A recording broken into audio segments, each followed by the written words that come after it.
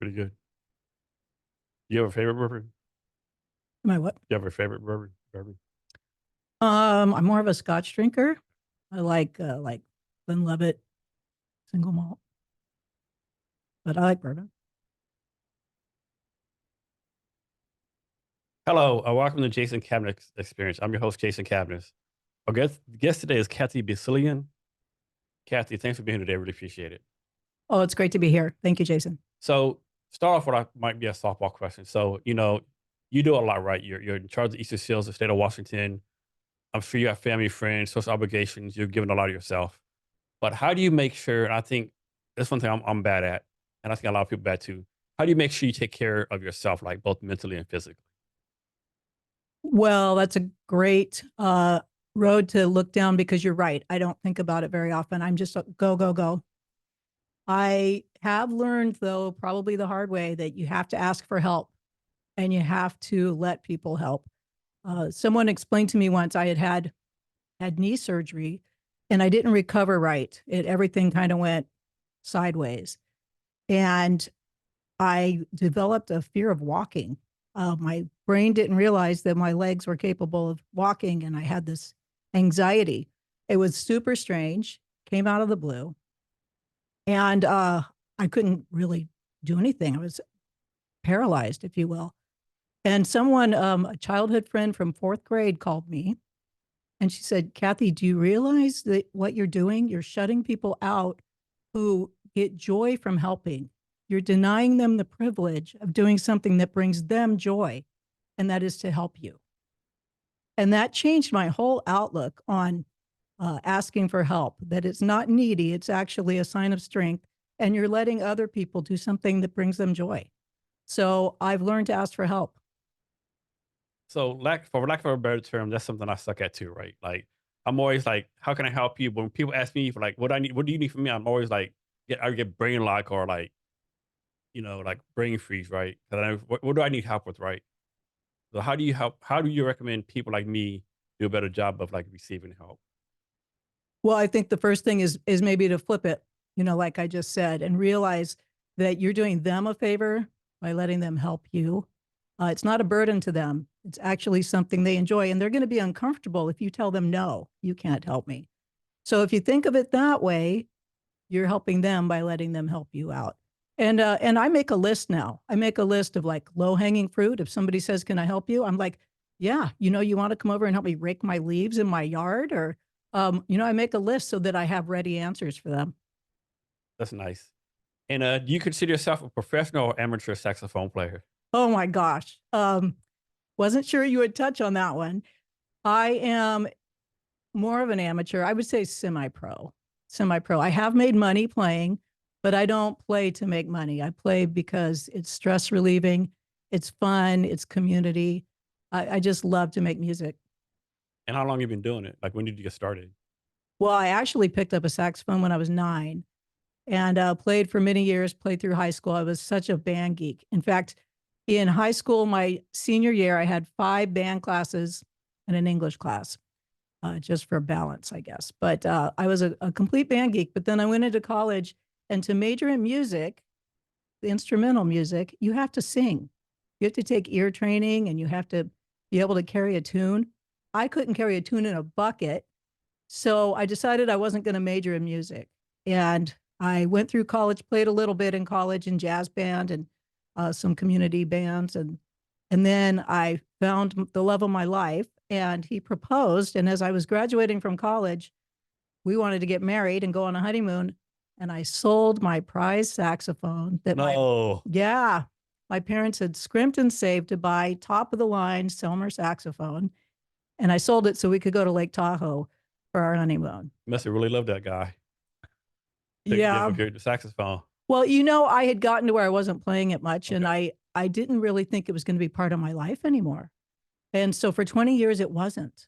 I got married, I had babies, I started my career, and I kept looking for hobbies. I kept knowing something was missing in my life, but I didn't really know what it was. And my husband and I tried to do things together. We tried golf. No, not working for me. I used a lot of 4-letter words on the golf course, and But that's part of golf, right? Everyone, that's you fit in perfectly. okay, well, there you go. And so we looked at some other things. I can't do arts and crafts. I mean, nothing was working for me hobby wise. And then we were at an Oktoberfest and had, I don't know how many beers. And there was a community band playing Oompa Loompa music. And my husband elbowed me and said, go ask them how you join. This was 20 years after I had touched a horn. And it worked. And I joined that community band. And then I was asked to be in a semi-pro swing band. And now I'm in a big band. But, I play in, 3 to 5 musical groups every week or two. So it's back. It's part of my life. We're going to further cheers. Thanks for doing this. Oh, yeah. Cheers, indeed. So I have a good friend. His son is like one of the top saxophone players in Seattle. Like he's played in Europe, New York City. So remind me to connect you with him, right? He plays like on these little bands everywhere, I think he's actually moving to New York City in a couple of months. He got a gig there or something, right? Playing saxophone full time. Wow. I got to start connecting with him. I would love to connect. Very cool. Yeah. So playing a saxophone, right? It's, my first memory of saxophone was Bill Clinton back in the day when one of that TV show played a saxophone, right? And now Beyonce is on the Verizon commercial, playing the saxophone, right? It's like saxophone always been like, the quote unquote sexy instrument, so to speak, right? Was that what drew you to it? Or you just like, why did you pick the saxophone versus everything else? Oh, I wish it was a cool story like sexy. It's not. So I've always liked music. And when I was 7, I asked my dad if I could learn an instrument. And I'm pretty old, Jason. So my dad was into Lawrence Welk and polkas. And so random thought, one of my fondest memories of being a kid. So I used to I lived with my grandparents my first 5 years of life. It's been similar. Every day, my grandmother watched Lawrence Welk for an hour, right? And Lawrence Welk is the great me. Like no one could ever say anything bad of Lawrence Welk, the band, right? Like, to me, if you say something about those people, those are fighting awards, right?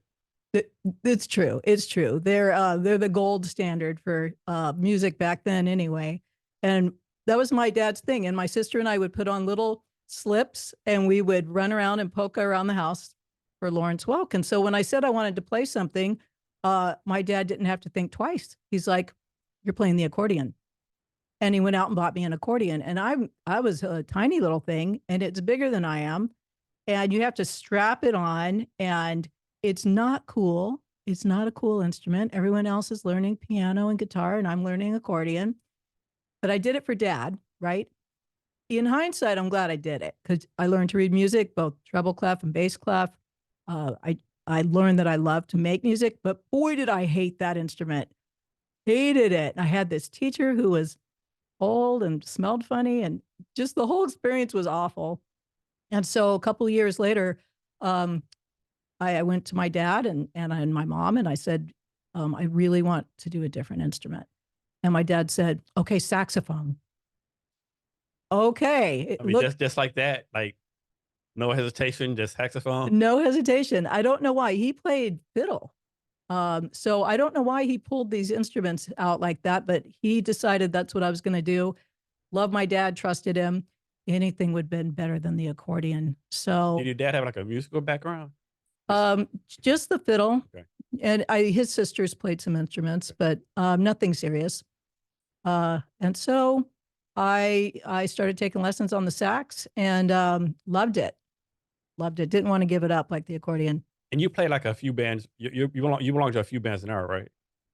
I do. I'm in a community concert band. I'm in a big band that plays like, old time swing music and more popular stuff, a little bit of rock.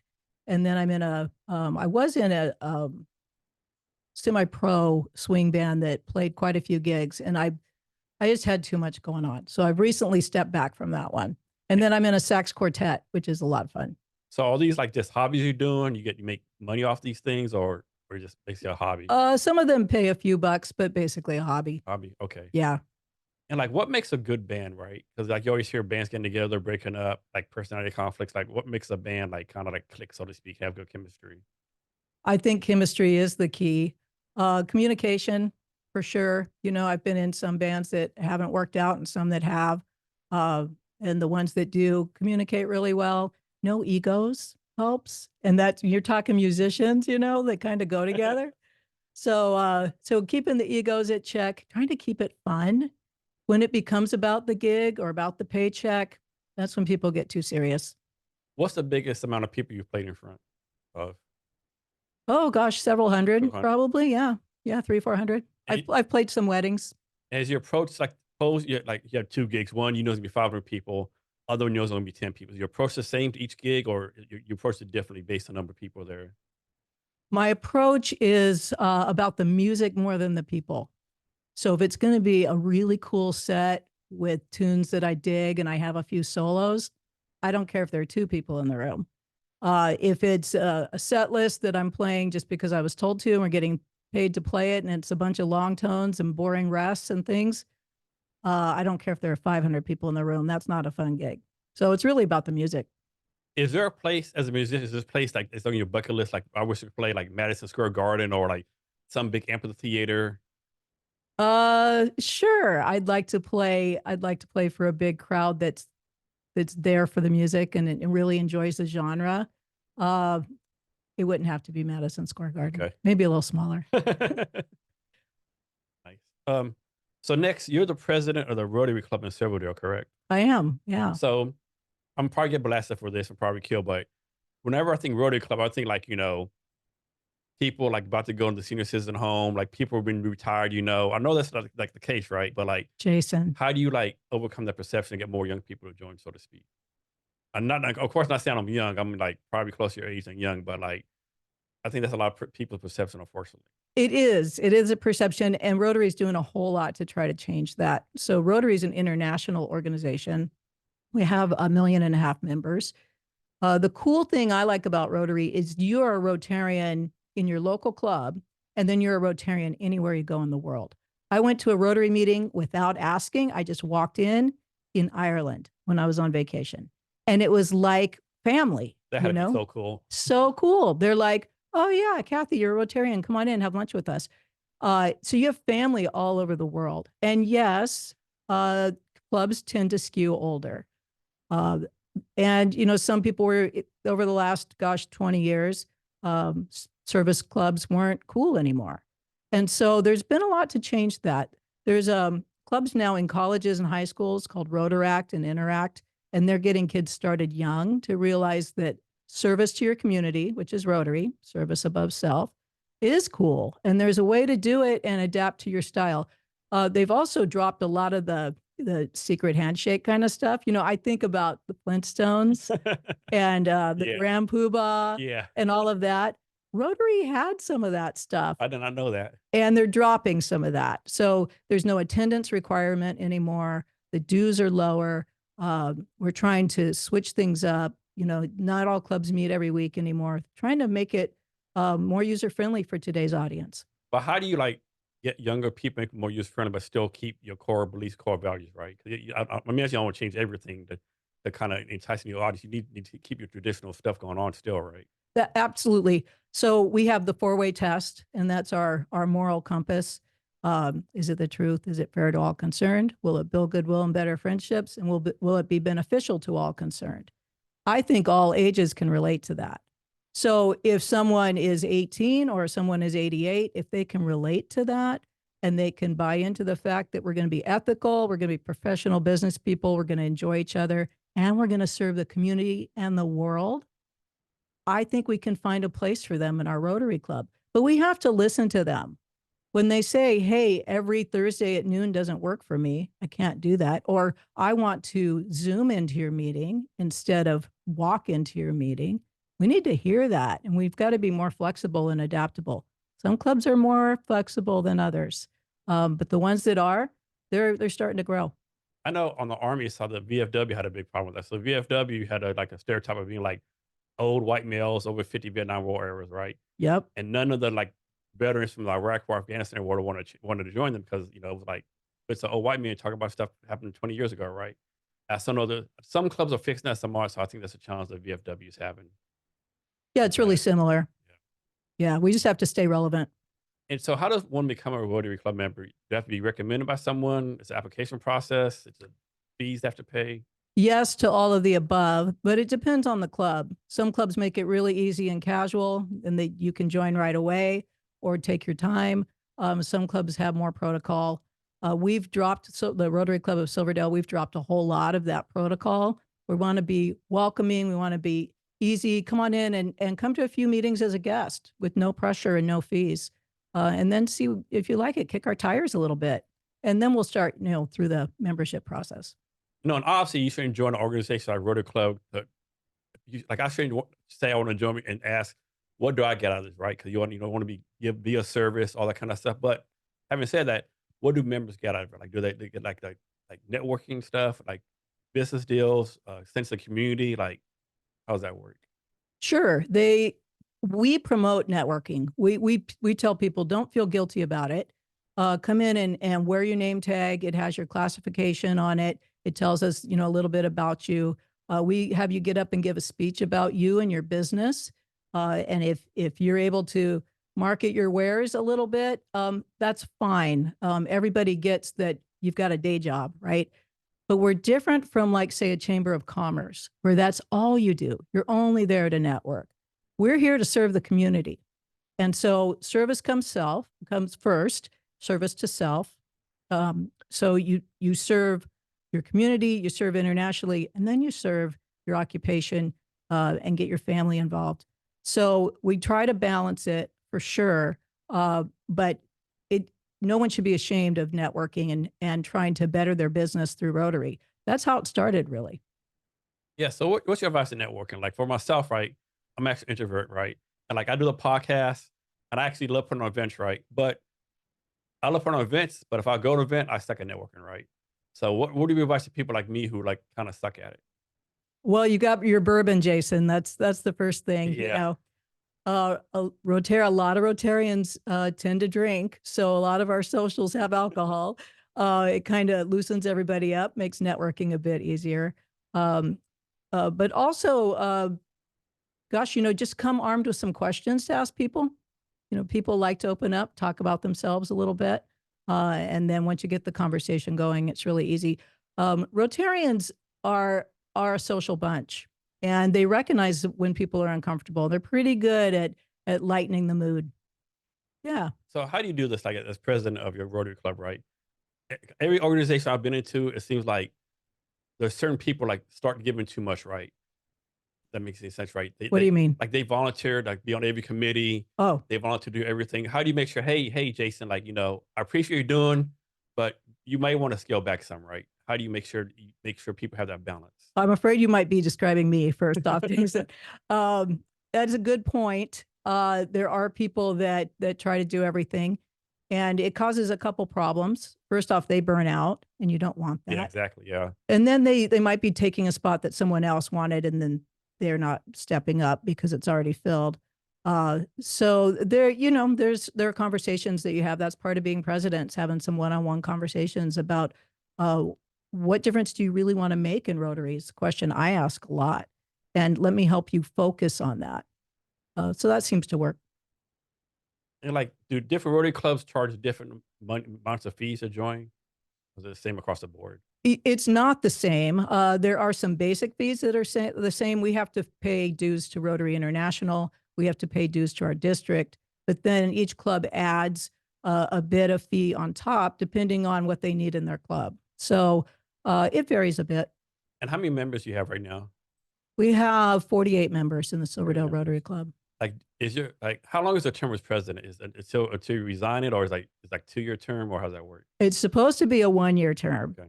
And I bucked the system and went 2 years for a variety of reasons. It's actually becoming more common that a president is there for 2 years. Gosh, it takes you 6, 8 months just to learn what you're doing. Yeah. And by the time it's over, you feel like you're just getting started. So I'm coming toward the end of my 2nd year. So I've been doing this for a little bit, and 2 years feels about right. Yeah. And like, how do they pick a replacement? Is it like an election for the members, or you nominate someone? They're nominated early on. So there's a pipeline. There's a president nominee, there's a president elect, there's a president. So when I'm done, there's already somebody trained and ready to go called the president elect. So for your 2 years, tell us something that you did that you're proud of, And then tell us something that you wish you would have done that just couldn't get around to it for whatever reason. Definitely the thing I'm most proud of is I physically moved where we meet. So our club met at a golf and country club, and it wasn't even in Silverdale. We're the Silverdale Rotary Club. It was in Bremerton, and it was old school. It's a golf and country club. So, you walk in and there are stairs. It's not even accessible.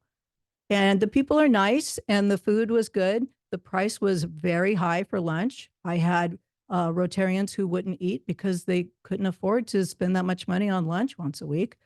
So there were things that were making it very exclusive. And my whole mantra since before I even became president was I want a welcoming club. I want to open it up. I want younger members. I want people that aren't necessarily the president of something. We need a diverse group. Well, you're not going to get a diverse group at the country club that's not in the city where you're supposed to be, and they can't get up the stairs. So I moved us to the Kitsap Mall. So now we're in community. It's accessible. People walk by shopping and see our sign and ask who we are and come on in. We're like, come on in. Come be a guest at our meeting. We want to know who you are. Come see who we are.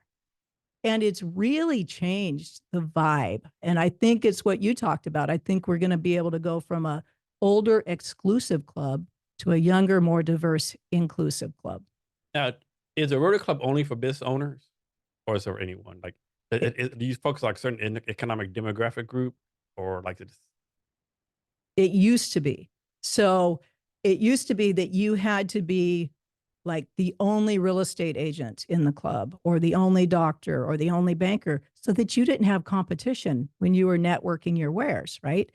And you had to be the head of that company. That is not true anymore. Anyone can be a Rotarian. You have to have a heart for service.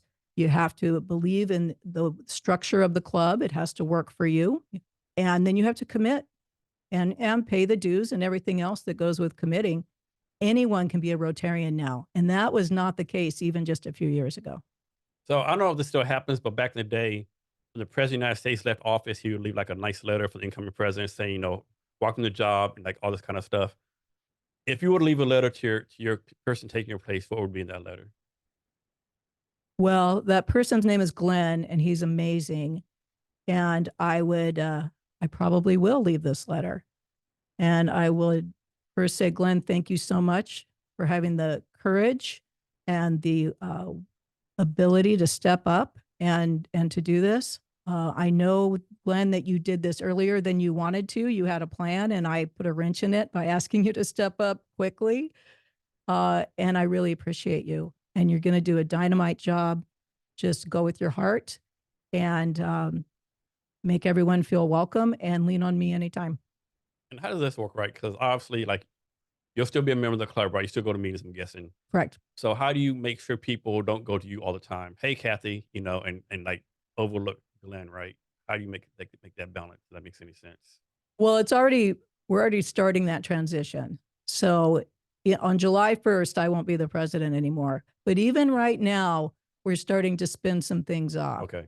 Like I can't attend a meeting this Thursday, so I'm having Glenn run it. Okay. So we're doing a few things to make that transition better.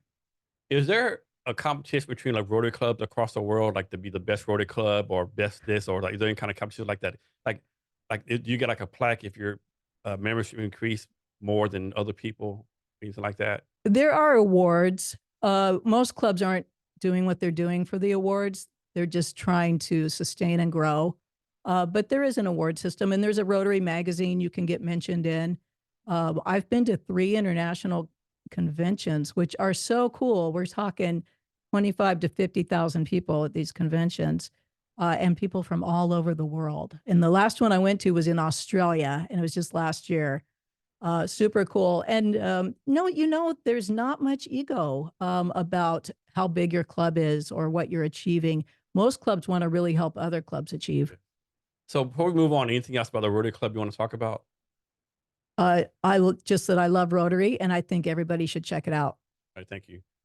So next, I found this on the internet. I don't know how old it is, but actually it says almost 2 years ago, Comcast awarded Easterseals $75,000 in some kind of grant for a Gateway Adult Service Facility in Bremerton. Can you talk about that, how that came about?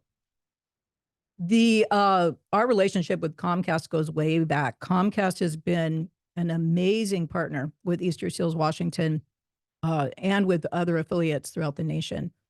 And we have this adult services program in Bremerton that is very unique. It's the only one for miles and miles. And it serves adults. A lot of times the adults have a developmental disability, but we're also starting to serve a lot more adults who have dementia or other disabilities due to aging. And so they come in the morning and they get nutrition and they get exercise, and we have a registered nurse monitoring their health. And it's a safe place for them to be while their families are able to get a job or take care of themselves. And it's a wonderful program that I'm really proud of. What we weren't doing, though, is we weren't really giving people stretch goals and equipment and skills. And I wanted to infuse that into their day. So I was talking with our Comcast partners, and they said, well, we've got another grant available. How can we really make a difference for you? And I said, how about one of those cool lift zone computer labs you've got going on? And we put it in at Gateway Adult Services in Bremerton. We transform a wing of the building, and it becomes this high-tech assistive technology lab. And they loved it, and we loved it, and it happened. So now these adults come in and they still get nutrition and healthcare and exercise, and they're learning what a computer is, and they're getting on Facebook, and they're meeting people electronically, and they're having this enhanced quality of life that only crossing that digital divide will do for you. And I'm super proud of it. And what's like the age of these people? Like they're like, what's like the average age? It really varies. We have some younger adults that are in their 20s. I would say mostly, though, it's an older crowd, probably age 55 and up. So most of them being 55 and up, did you or Comcast have to do like any training on them? Like any training, like tech training or whatever? Like this is how the computer works, this is how you do this, or Yeah, we're doing a lot of digital literacy training, very individualized. So we'll do a pre-test to see what they know and what they don't know, and then we individualize the instruction from there. Also, a lot of people, I mean, we're serving people with disabilities.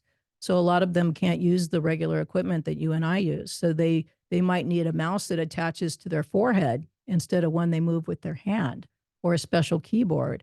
So we try out a bunch of toys, if you will, assistive technology, and see what works. We just put in the back room of this lab a virtual reality area. And so you should see people strap on those headsets and just enter another reality. Very cool. so speaking of that, another person I connected with, actually was on my podcast last Saturday, a guy named David Robichaud. He has an AR/VR company where he teaches like junior high kids how to use AR/VR. Oh, cool. So I'm connected with him too. They're just Yeah. starting out too, yeah, doing all kind of stuff. So totally off subject, right? This on social media the other day where this I think it was a TikTok or whatever, where this person put on their like video. My mom's first time using AR/VR was a disaster, right? So this mother, so the girl showed pictures, so just like she was 16, 17. This mother put AR/VR headset on, was doing something for a minute, and this year ran 100 miles an hour into the refrigerator. Oh, no. It is hilarious. I had like the millions of views. If I find, I'll send it to you. Right? He's like, ladies just standing there, and then bam. I get how that could happen. Yeah. I'm not real coordinated with the headset on, I'll tell you. So I get it. Yeah. So this grant from Comcast, you have to apply for it every year, or they automatically renew it. How's that work? There are different grants that come up. It's cyclical. It's not necessarily every year. And does the Comcast, other companies tell you about these grants? You have to actually go on your own and research them and find them on your own. Our partners at Comcast keep us aware of the opportunity. There are other grants with other corporations that we have to seek out. Okay. So next, this one I did not know, but October's National Disability Employment Awareness Month.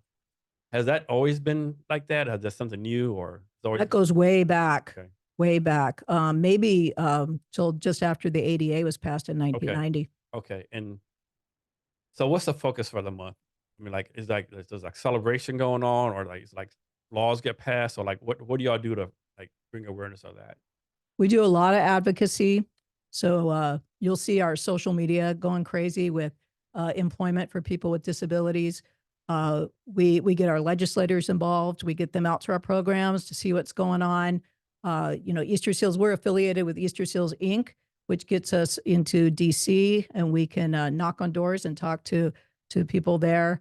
There's a lot that happens that month. I'm really proud of that month. So the way I came to Easterseals, Washington, back in 1995, a few years ago, was as a job developer. So the employment program has my heart because I helped people who had never worked or who hadn't been successful and were going through job after job. People with disabilities with barriers to competitive employment get real jobs and change their lives. And, that was addicting. That's what stuck me with Easterseals. And that's when I realized that Easterseals was that and so much more, and kind of started my career going. So talk about this. I think it's something that most people don't know, but like, if you're disabled, they can actually pay you less for minimum wage, correct? Boy, you just hit a nerve, Jason. So talk about that. To me, I knew it and I didn't know it. Like, man, this kind of seems like fucking unfair, right? Like they're doing the same job, but like, I know. First of all, I kind of get it. Hey, we want to incentivize employers to hire, this group of people, so pay them less. But then it's like, I mean, like you're not going to pay any other group less, right? So like, I could maybe even say, okay, pay them less for 60 days. Once they put do the job, then bump it up, right? But just to be less distinct, and then what's like how much less is it, right? It's like $3 less, $4 less, or that depends on the place. It's complicated. Okay. I'll do what I can to unravel this for you. This started back with our country's labor laws, and they had an exception called 14C. So Labor Code 14C allows certain companies under certain circumstances to pay people less than minimum wage. What it evolved into was what used to be known as sheltered workshops. And I choke on the words, Jason, because I am so firmly against all of this. But it evolved into these sheltered workshops where people with developmental disabilities would come and they were told, this is where you work. You have this job. Now, these are people with developmental and intellectual disabilities. And so this is where you work. This is your job. And they would do the same repetitive task over and over, sometimes only to have that task undone in front of them so that they could do it again. And they were paid what they called a productivity wage. So someone like you, Jason, would do the same task. So say the job is to put shrink wrap on CD cases. So in an hour, you could do 50. And so that became the standard. So then they have the people with disabilities do it, and maybe they can only do 20 in an hour or 1 or 30. And they get a percentage of the wage based on their productivity level. So they could be making 28 cents an hour. That is so foul. Thank you. This doesn't seem right. It's like, I mean, I think any person with any kind of goodness and common sense would say, okay, something's not right about this. You and I are aligned. We're aligned. And thank God the state of Washington is aligned. So you won't find 14C organizations in Washington anymore. They're not funded through through DDA, the Developmental Disabilities Administration. They are pushed out because philosophically it's wrong. You will find it in other states. And the problem is I belong to Easterseals, and Easterseals is a network of affiliates. So I am actually associated with other organizations that do sub-minimum wage practices every day. And I advocate strongly about it, that's not okay, that we've got to move with the times. And we are. To be fair, Easterseals National and the affiliates have a plan to move away from this practice. But I'm glad, I'm sort of glad you brought this up, and I'm sort of not, because now I'm like hot. That'll make for a better talk. So what's the right term? Is like disabled people? Is it something else? What's like the correct term people should be called? Well, good luck figuring that out. So when I started with Easterseals, I was told, it's easy, Cathy. It's easy to be respectful about people with disabilities. Just use people first language. Put the person first. So it's not a blind man. It's a man who is blind. It's not a deaf girl. It's a girl who is deaf. Just always put the person first. You can't go wrong. So that's what I did. That's what how I taught my directors and how the culture, we're just like, this is how we're going to be respectful. Well, it's not the case anymore. So over the last couple of years, there's been a movement for identity first language. And there are people with disabilities who don't want to be identified in people first. They want to be the blind man or the deaf girl. They're proud of their identity, much like someone of a racial identity is proud of their identity. So you kind of can't win. You should always ask, how do you like to be referred to? And go with that. Or I err on the side of people first language and let them correct me if they don't prefer that. Okay. But it's changing every day. All right. So a correct term be like people with disabilities? That's fine. Okay. So do businesses have like an incentive to hire people with disabilities? Like do they like tax breaks or anything like that? Or it just depends location. No, there is. It's written into our government where you can get a tax break under certain circumstances for hiring somebody with a disability for a certain length of time. Sure. So I like to say it doesn't matter how good or bad the economy is, it's always hard to find a job. Have to imagine it's even harder for people with disabilities, right? It is. It is. It depends on their barriers to employment, of course, and who they've got in their corner. We have a really awesome workforce development program, and we're placing people in really cool jobs. There's this term that I bring up with my staff, and when I see them start to go for the easy placement and just help somebody get whatever job, I'm like, no food, filth, and flowers. No food, filth, and flowers, because traditionally, if somebody wasn't working in a sheltered workshop back in the day, they were working, slinging hash or taking out the garbage or, pulling weeds in the back. Those always kind of jobs that you and I don't want to do are the jobs they would give to people with disabilities. So, those can be very meaningful jobs for people. And we do, if that's their plan, that's their plan. But if we're just putting them into food, filth, and flowers because we can't find something better, we don't want to work harder, that's not okay. We should always have really high expectations. You might not know this, but how does unemployment work for these people? Like I just say a regular person, suppose a regular person gets 12 weeks. Do the people with disabilities get the same 12 weeks or they get extra unemployment benefits for the situation? Well, they'll get the regular unemployment benefits. They might be able to go back on SSI if they were on that. So it just depends what they had before they worked. Okay. So how to put this? So with people with disabilities, of course, there's nothing they can't do. But realistically, like suppose someone's blind, obviously, if they apply to fly a plane, you might look them sideways, right? So how do you like have them like, hey, I know you want to fly a plane, but you're blind and there's no technology to make you see, right? I mean, I guess there is. Like a lot of planes are on autopilot now, so maybe that's a bad situation. But I think you know what I'm talking about, right? How do you do that? Yeah. I've got an example. So I worked with a young man once who wanted to be a pro baseball player, and he thought he was going to be the next Mariner. And I love baseball, so I'm like, man, I really wish you could be the next Mariner. I can't make the team, you can't make the team, but we could try to get you into the stadium and see what positions they have there, so you could be around the players and get in the broadcast booth, do some cool stuff.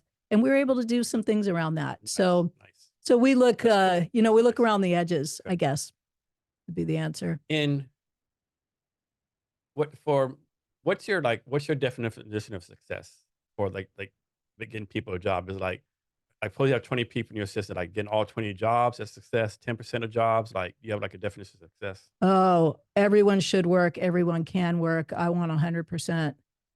Okay. I want 100% all the time. And then after a little bit, I want to relook at their jobs and see if should we be moving them up? Should they be working more hours, getting more money, getting more benefits, doing something different?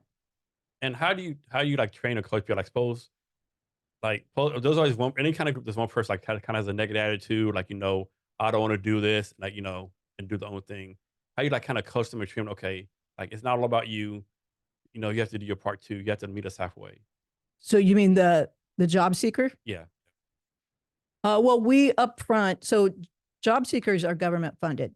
So they come to us and say they're referred to us by a certain government arm because we get paid fee for service, right? So we're going to get paid to serve John. Uh, and right up front, we're like, John, there are other vendors that do what we do. You don't have to go with us, or you could go with us. Here's why you should. And we map that out. But we also say you don't just get rights when you work with us, you also have responsibilities. And part of you playing out those responsibilities is going to make you a better guy. And it's going to make you a better employee. You're going to have a better life. So it's a partnership here. And here's the contract. And so we're going to do this, you're going to do that. And you know up front going into it. If you're not comfortable with this, I can give you a list of other vendors to go out there and try to help you get a job. But we're very upfront with how we work. So this might not be relevant, but these people, the most of them still live with their parents, or they live on their own. It's a mixture. We have quite a few people who live in group homes or supported situations, but some still live with their parents.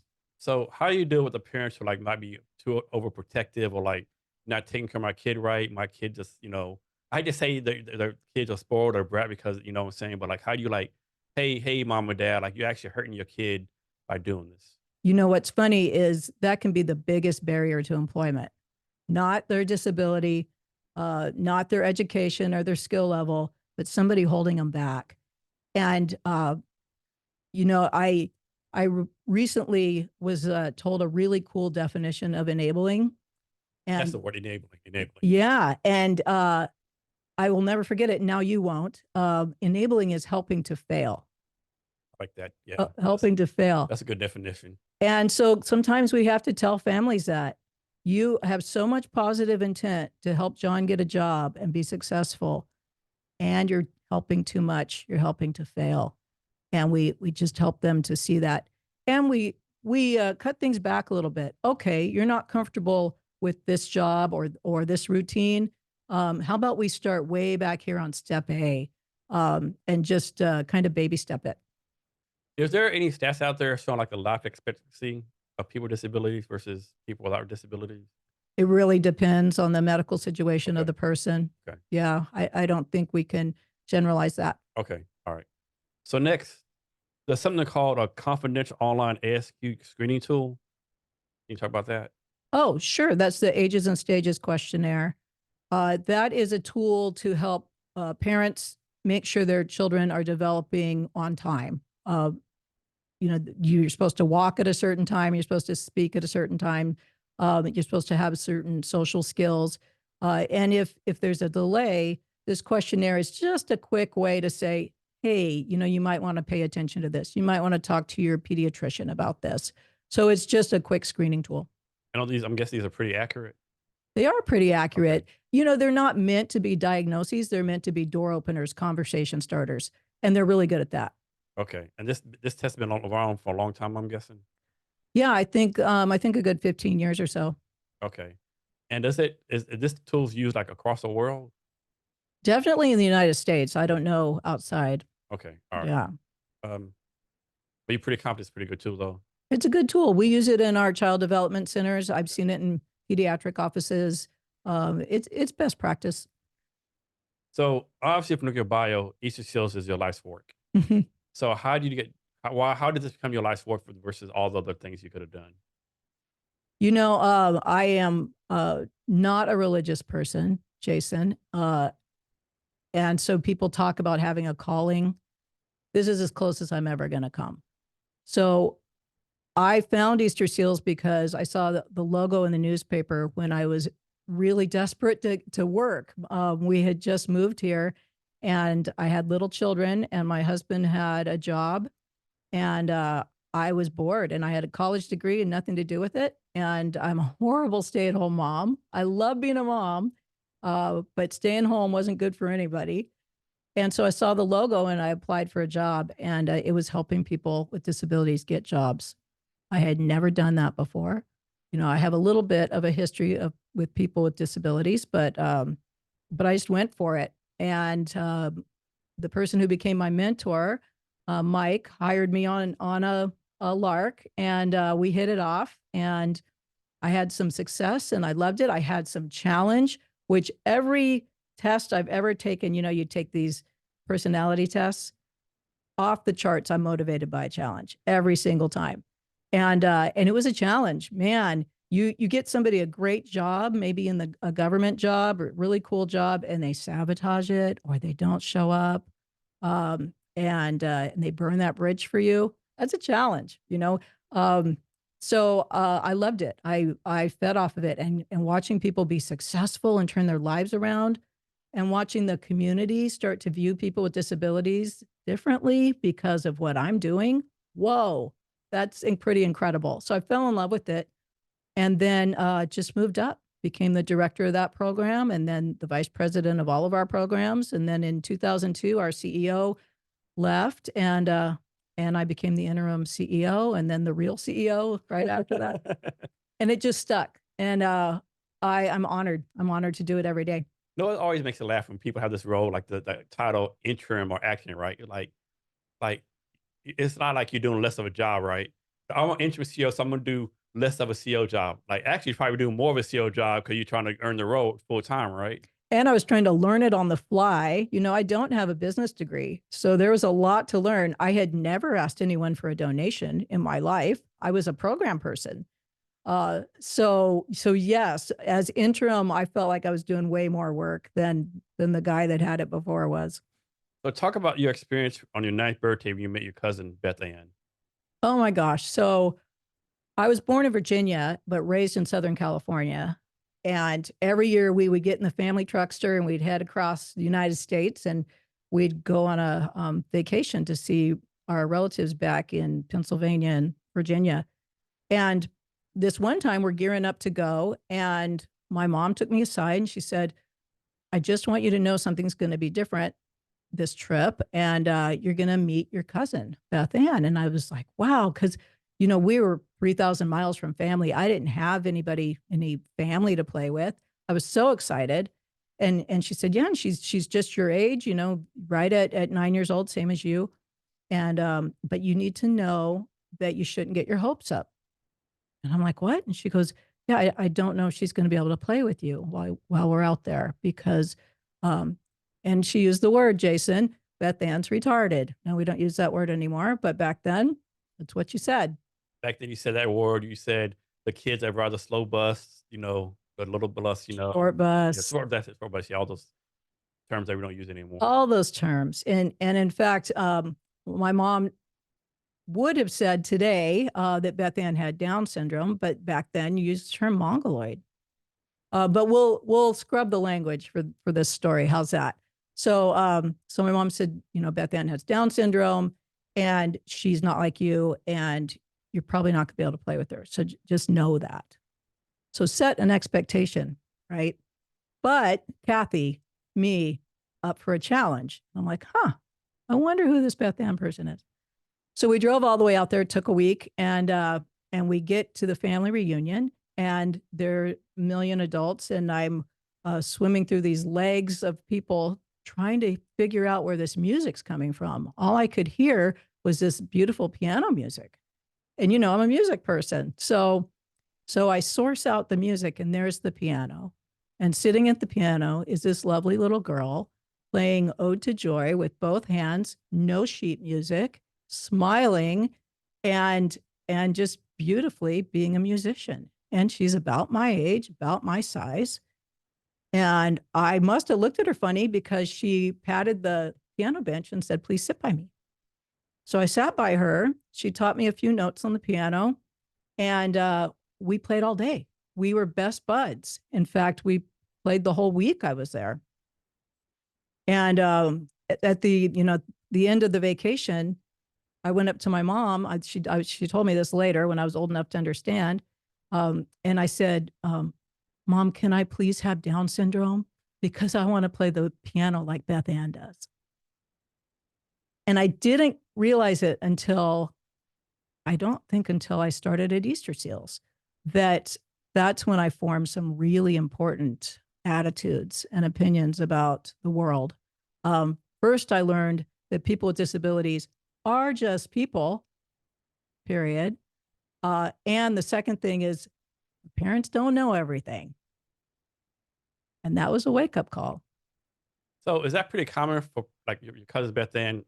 Obviously had a disability, but she had this enhanced ability to play the piano. Are most people with disabilities like that, where they have like they have a disability, but they have like they do something else like extraordinary? No, not everybody is Rain Man and and is a savant. That's a myth, actually. Occasionally, yes, somebody hones in on one skill or one talent, but it's actually more rare. Okay, Yeah, okay. So Easterseals, that's a nonprofit, correct? we are a nonprofit organization. So as you're the president for the state of Washington Easterseals, right? Right.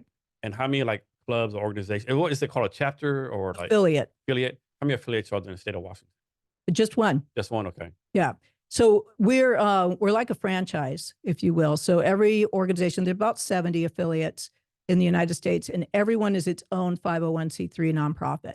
So we all operate independently. Okay. We pay dues to Easterseals Inc. to have the brand. Just like if you wanted to buy a McDonald's, you would pay a franchise fee. Well, we pay dues, and that gives us the Easterseals brand. We also get some services and some support from the national office as well. But we sign an affiliation agreement, but they don't govern us. My boss isn't in Chicago. My boss is our volunteer board of directors right here in the state of Washington. Okay.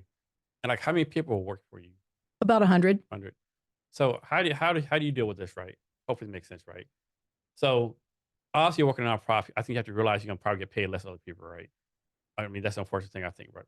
But how do you like make sure you pay people as close as you can where they should be paid without having people complain, oh, they're paying so and so $100,000 a year, and that's taking up admin costs. Why should I donate AC Seals when there's all this high admin costs, right? How do you keep that balance? Yeah, So, you're and make sure like you like, obviously don't have like judge working for you, or you want to have some kind of qualified people.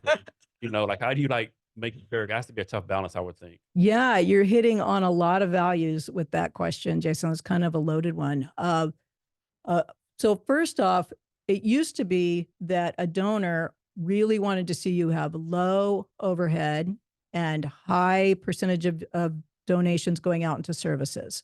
That was really important. They would look at our tax returns and they would, dig deep into what we're doing with our money. And the lower you had that overhead figure, the better. That's actually not the case anymore. That's starting to flip.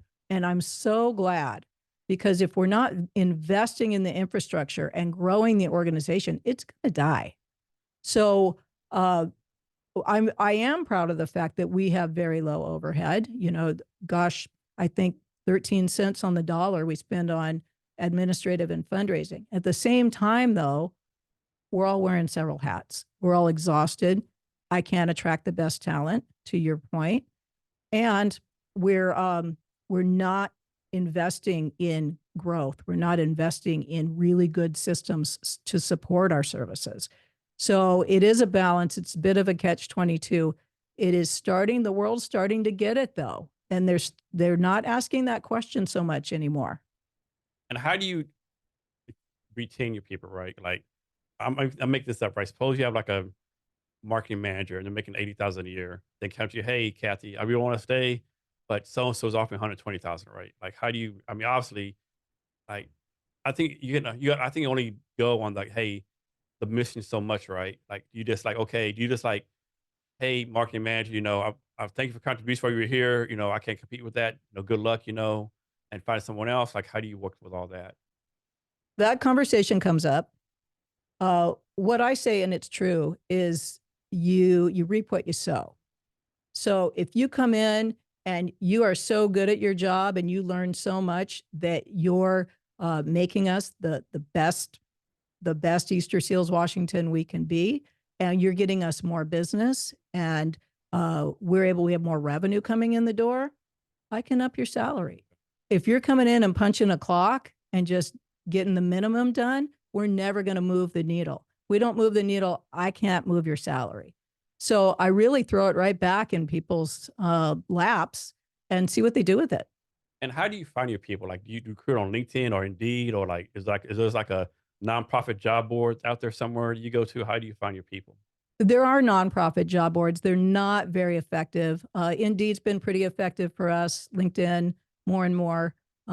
Yeah, pretty much the traditional sources. And do people working nonprofit tend to stay nonprofit? Makes any sense? Like if you're once you're not- like once you might work Easterseals, then you go to Red Cross, then you go to United Way, or do you see people like going back and forth between nonprofit like profit worlds? I see more people going from for profit to nonprofit than the other way around. Okay. People get burned out on making money for the shareholders and not having that mission and that creativity that comes with working for a nonprofit. I just hired a vice president who has no nonprofit background, no disability arena background, and she's a shrewd, smart business person. And I am so excited to have her on board. And she couldn't be more thrilled to be here. And yeah, she took a pay cut and she took it for the right reasons. And she's ready to help us move forward. And I told her the same thing. Hey, you elevate us, I elevate you. Now, is it like a headquarters that everyone goes to working every day, or is it hybrid, remote? How do y'all do that? Well, it depends. So we have 8 programs throughout the state. So they have their own offices. And obviously, those are in person. It's really hard to serve someone and take them to the bathroom if you're sitting at home in your yoga pants, right? So we have brick and mortars where people need to show up to work. We also have our state office in Lower Queen Anne, just up the road here, where we do administrative and fundraising. And though we do have some flexibility with the schedules there, a little bit hybrid. So, Kathy, are there any positions you have right now that you want to like talk about and try to like recruit here? Like, hey, I'm hiring for this, and Yeah, we actually are looking for a marketing person, a marketing manager, and a development person, which is fundraising. So we need a middle to high level fundraiser and marketing person. okay. And this is probably a loaded question, but how hard is fundraising? I have to guess it has to be pretty hard. I've learned to think it's fun. It can be hard because there's a lot of competition out there. Just in the city of Seattle alone, there are over 25,000 nonprofit organizations. So you magnify that by the counties and the entire state. We're competing with a lot of folks. That's probably the hardest thing. But fundraising is it's a value proposition. It's just like selling, Like a sales it's like process. selling that bottle of bourbon over there. But instead of selling the bourbon, I'm selling, you get a chance to change the world by investing in my mission. Yes. And do y'all have like the same people donating every year, or is that changes it up? Both. We have some loyal donors and they up their game every year and give us more. We're so grateful to them. They're really partners with us. Some of them are individuals, some are companies. And then we are always looking for new donors as well. So, how for this?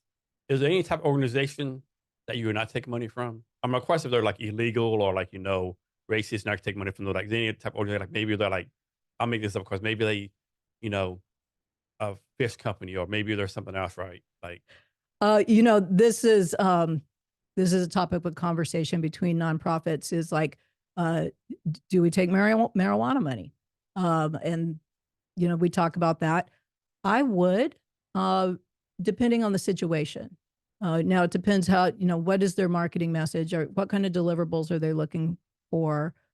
Is it a sponsorship where I have to plaster their name all over the place? And that might be an odd one. Easterseals, sponsored by a cannabis marijuana company. exactly. That might be not going to be a good thing to do. Right. And alcohol too. Some could, because people are like, wait a minute, you serve people with fetal alcohol syndrome, but you're taking money from Yeah, Budweiser. bad, yeah. So we do have those ethical questions come Okay. up. We are usually able to work it out to where we can still partner, but sometimes not.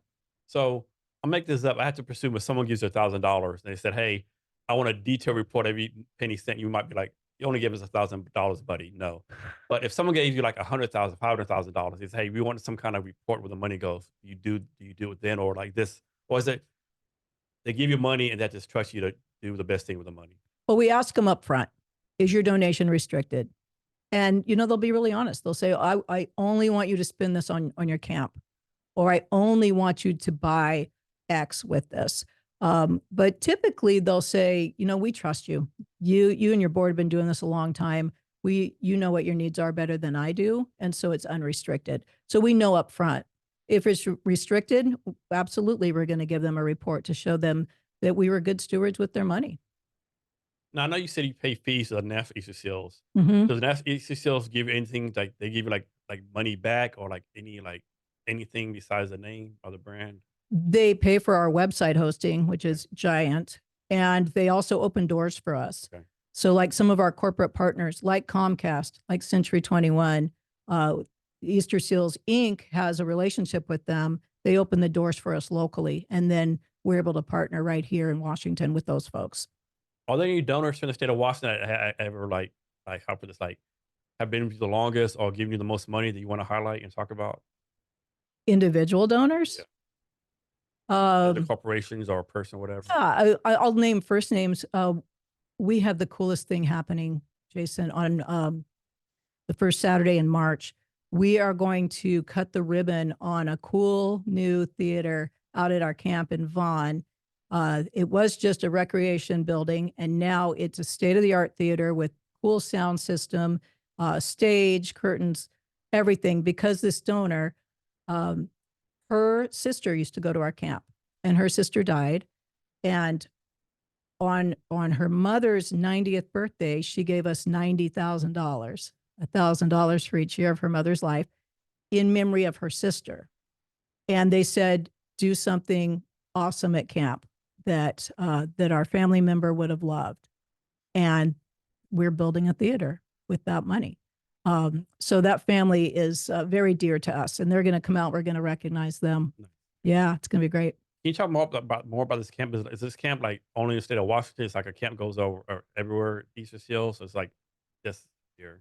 Not all affiliates have camps. In fact, very few. Camps have closed like crazy. They're very expensive.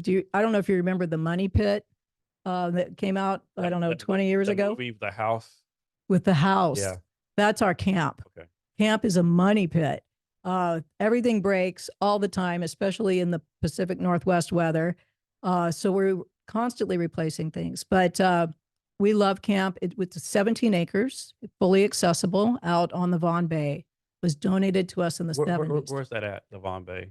It's near Gig Harbor, Okay. if that helps. Yeah. And it's beautiful, and it's a magical place we serve children and adults. I mean, people think of summer camp, they think of kids.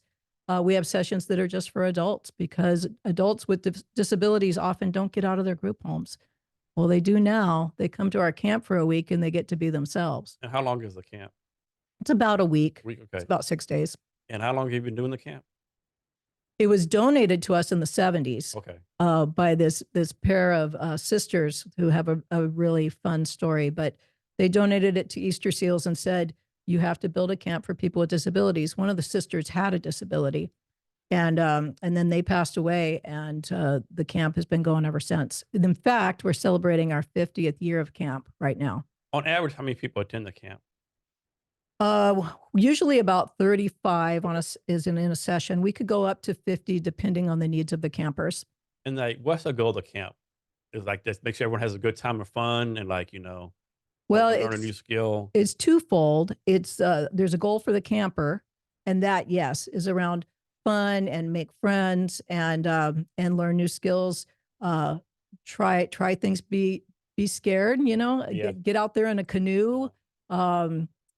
Maybe get in front of a microphone at the talent show, things you've never done before. But also be yourself. And then the other goal is that whoever cares for that camper gets a respite break. When I became the VP of programs, the first program I was sent out to was camp, and it was on a checkout day. So all the campers had been there for 6 days. It was a kids session. And Mr. Smith came up and he's checking out Billy, and I realized how stupid I was at the time. And I said, Mr. Smith, you've had a whole week off. What'd you do? Did you take your wife to Hawaii? Did you have like the vacation of your life? What did you do with your week off? And he looked at me like I had 3 eyeballs, and he's like, Cathy, you don't get it. And he goes, I took a nap. I balanced my checkbook, and I took my other kid to the movies without interruption. Yeah, that does sound about right, don't it? Respite. Yeah. I'll never forget that him imparting that to me was like, okay, This is what it's like to caregive 24/7 and finally get a break. So the camper, is it like a application process? I have to imagine more than 35 people apply to go to camp. Yeah, so we just went live last week on registration for the summer, and we were like 90% sold out by the end of the first day. So it depends on the session. You know, certain sessions are for adults or children, and they're at certain times of the year. But they sell out fast, and then we have a waiting list. And the camp instructors, I'm guessing they're affiliate or they're part of the Easterseals. The camp, Yeah, the people who teach in the camp. oh, the staff. The staff, yeah, staff. The staff is a mixture. They're all summer staff. I have a year-round director and some other year-round staff, but mostly the seasonal staff come in May and they leave in August. Okay. And many of them are international staff. So we work with agencies in other countries, and they recruit these people that love to work at summer camps. And so we have people from Africa, Ireland, England, Mexico, who come out and are camp counselors and other positions at our camp for the summer. So you walk, you know, it's this experience. It's like going around the world, and you're really just at camp. So the place the camp is, that belongs to y'all, right? We own it outright. So when the camp's not going on, what do you do with this space? Like, do you rent out to other groups? Is this there being unused?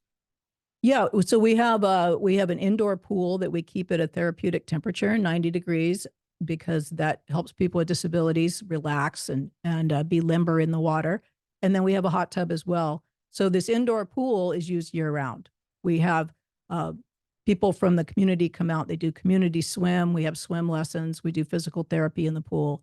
So that's used the whole time. And then we do rent the facility to certain groups, usually like-minded. They have to have a similar mission. Okay, all right.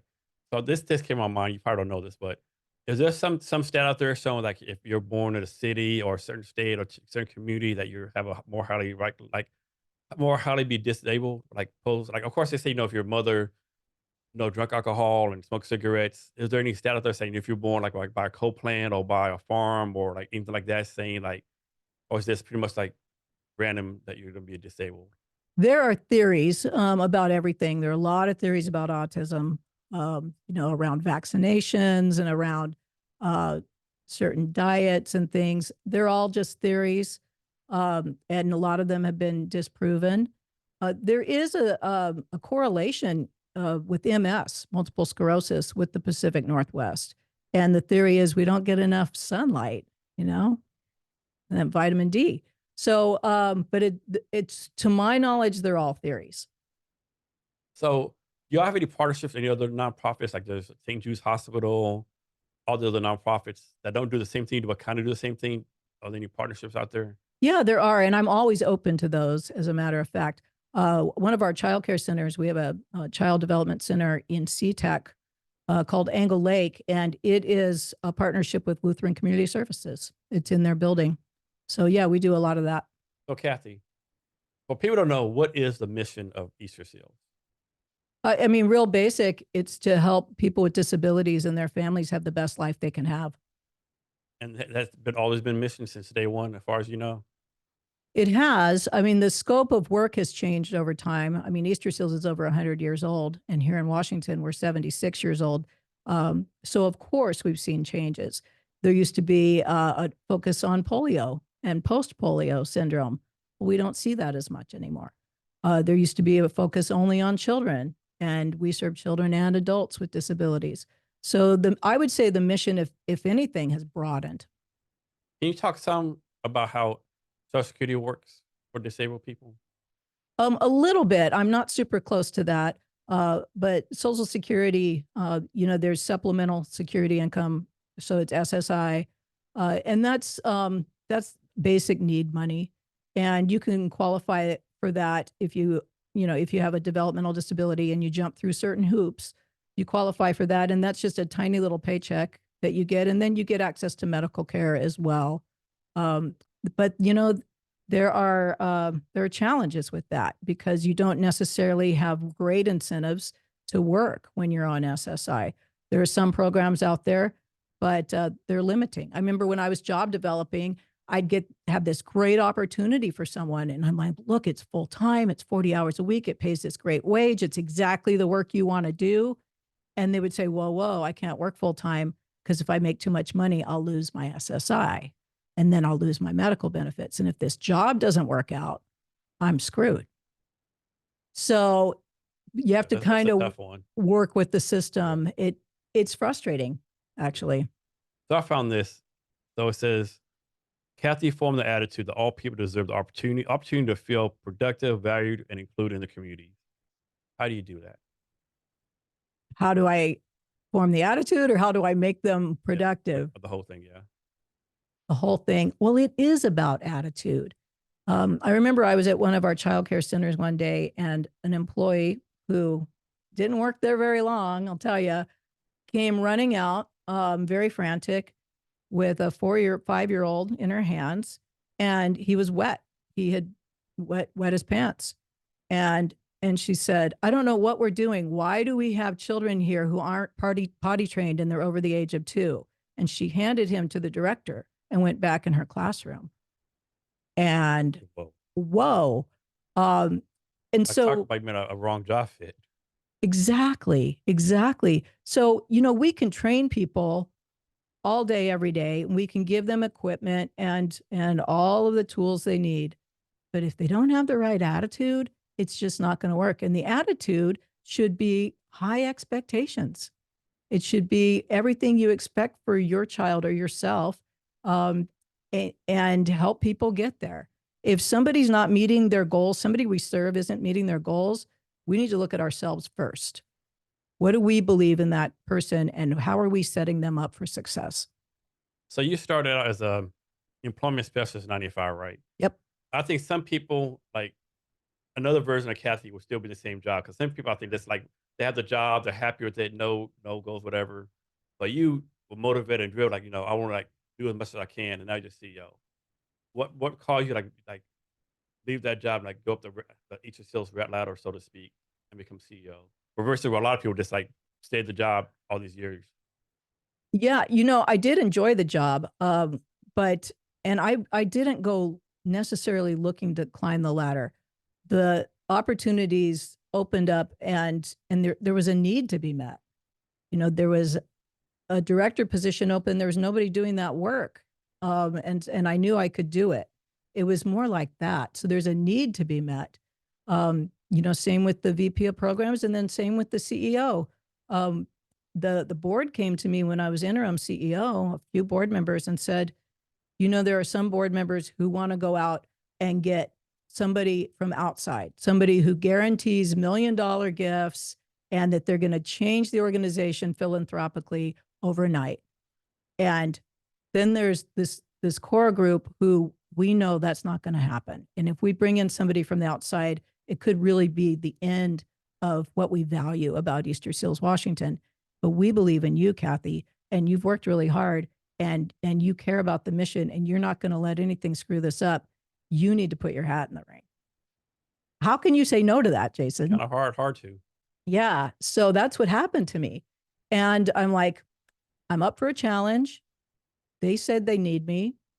I had to give you a boost of confidence, right? Like, these people believe in me. Yeah. And it's like, let's give it a shot. Was I worried that I would fail? On some level, but I took the things I use at home, like balancing my checkbook and what I care about at home, and I just amplified it. And I infused that in the team, and we did a big turnaround plan. The organization was in trouble.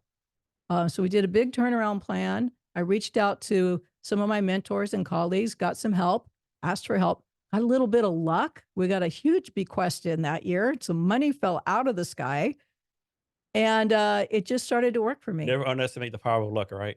Yeah. I'll take a little luck.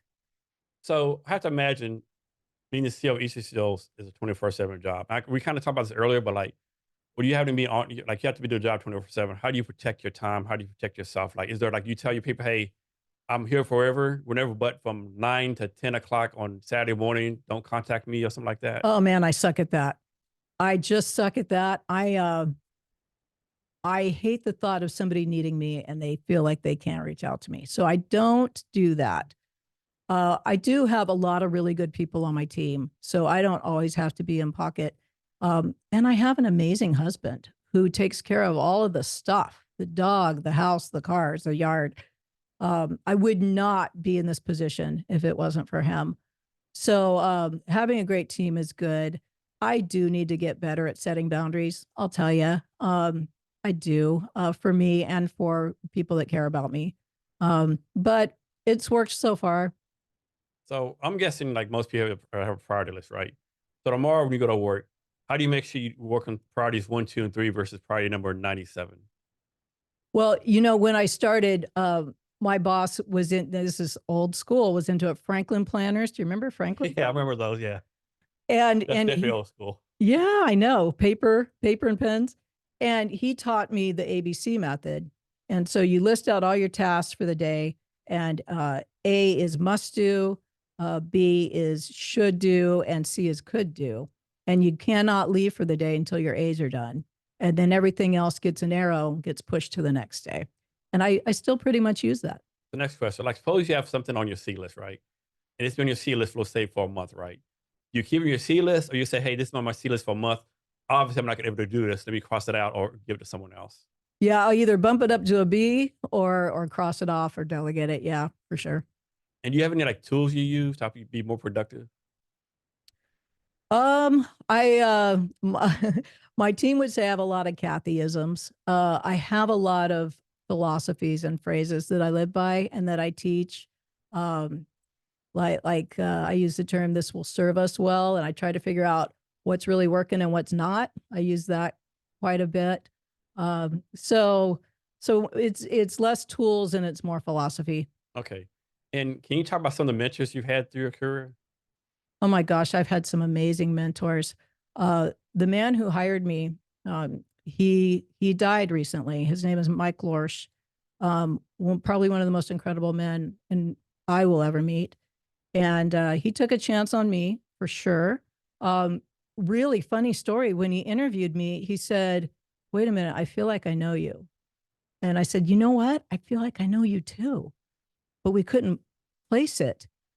Turns out we went to the same junior high school in California so many years ago, different grades, but we remembered each other from that experience or from the yearbook or something. So we had a connection, and we hit it off so well. And he was brilliant, and he was transparent and admitted when he didn't know something, and cared about people so much, and had such an amazing sense of humor.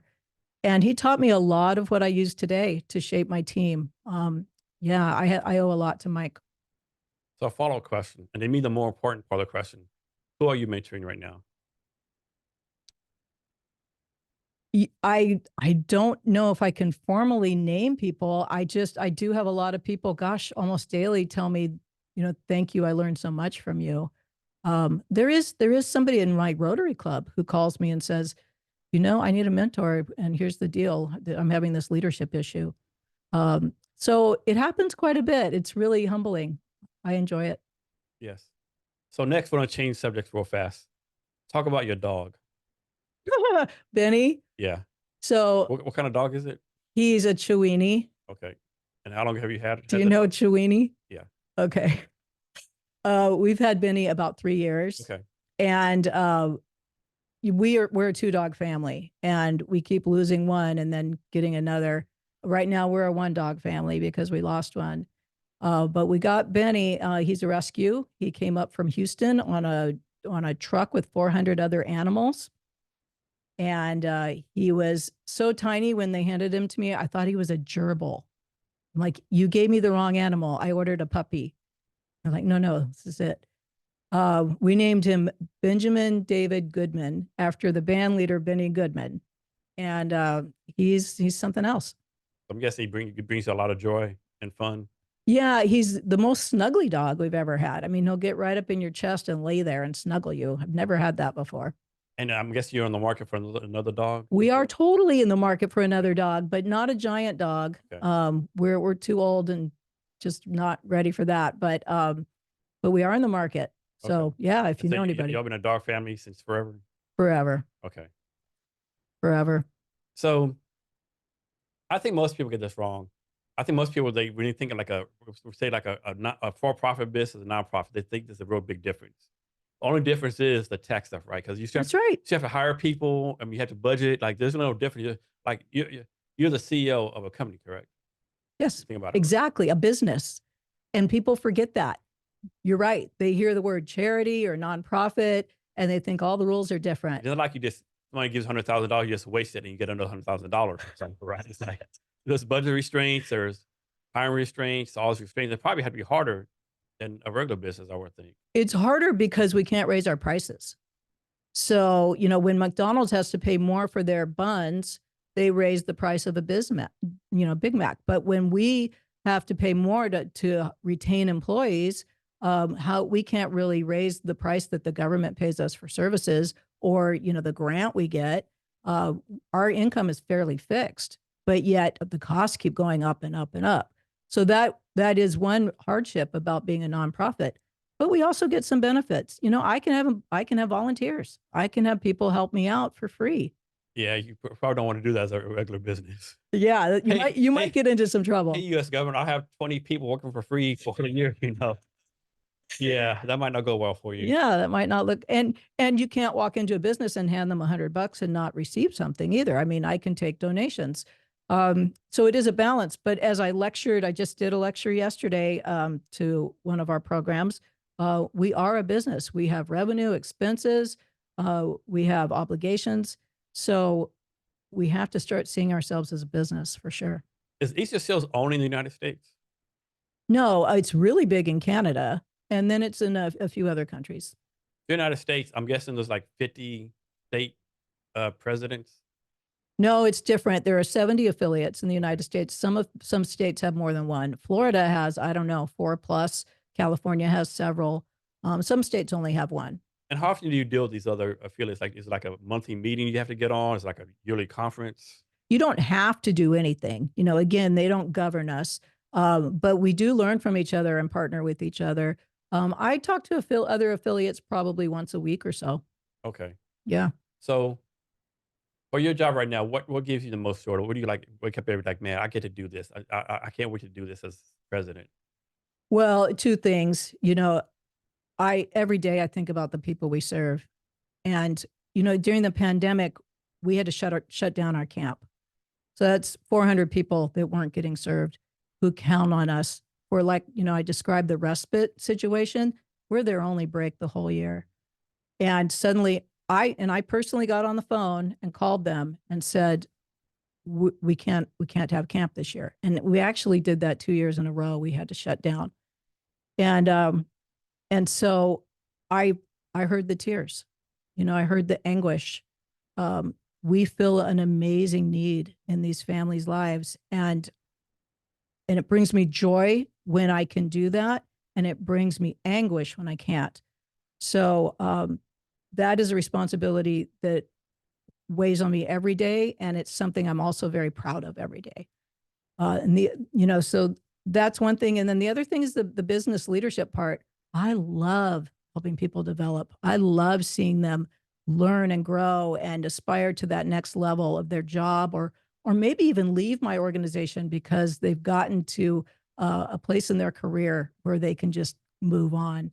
I love developing folks. Isn't it crazy how many people out there were like, they're a boss and someone says, hey, Jason, I'm going to leave for this other job. And they get mad, right? Like, you're being disloyal, you're leaving me. That's some bullshit. Like, you should be happy, right? If they're leaving, to me, if you leave for a better job, that means you coach them a training to be a better person, right? That's right. But so many people, oh, you've been disloyal. I don't get that. I've never gotten that. Yeah, I've been around people like that too, where loyalty is everything, and especially now, it's not. It's not, and it's really about the right fit. And there might come a time where the fit isn't right anymore, and yeah, you need to applaud them and help them go to their next adventure.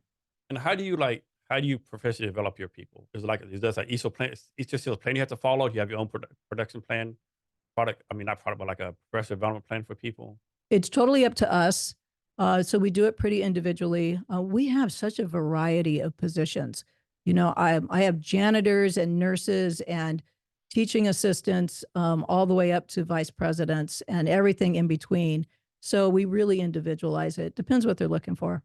Okay. And then back to the question where I asked you, like, what gives you the most joy?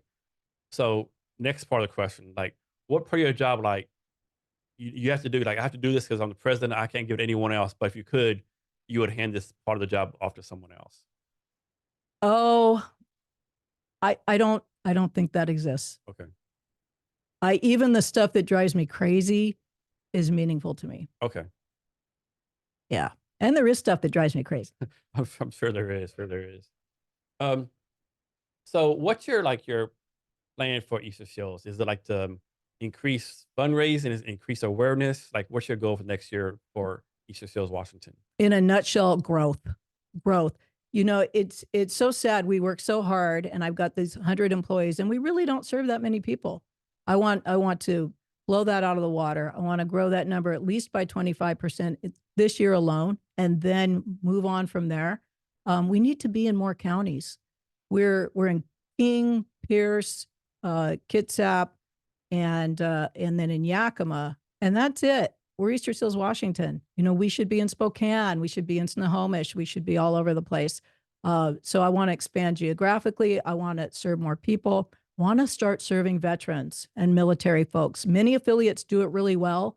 We're not in that space, and we should be. So I just need the right partners, the right conversations, and start serving people. Yes, we need more revenue. I want to grow revenue, and I've got to grow our board of directors. They're volunteers and they're our backbone. They're our eyes and ears to the world and bringing more people into our organization.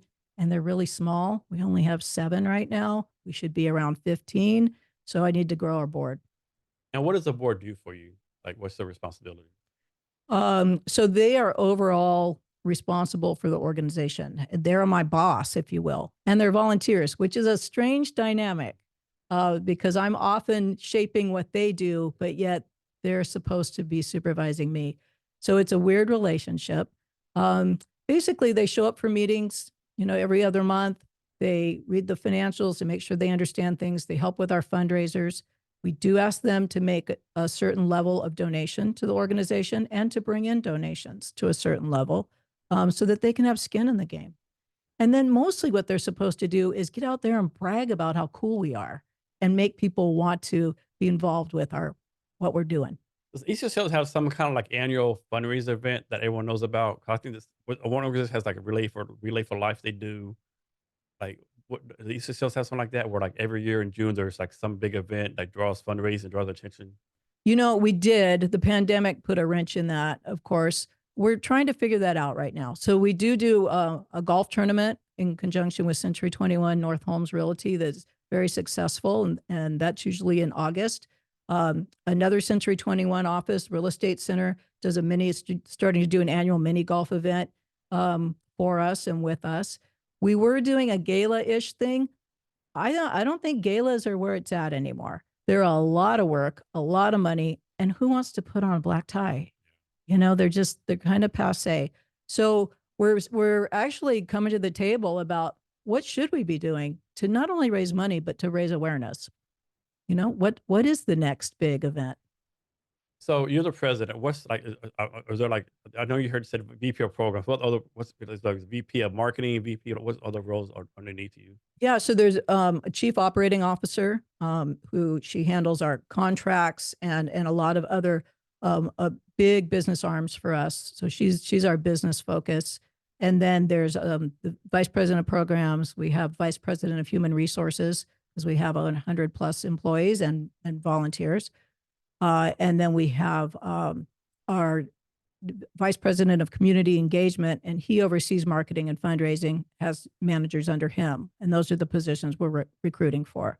So that's basically our executive office. And then we have all the program managers out in the programs. So obviously you're happy with what you're doing now, but is there any situation, any job at the national level that would entice you to become like VP of national something? I'm not moving to Chicago. Okay, so it's the state, the things in Chicago. Okay.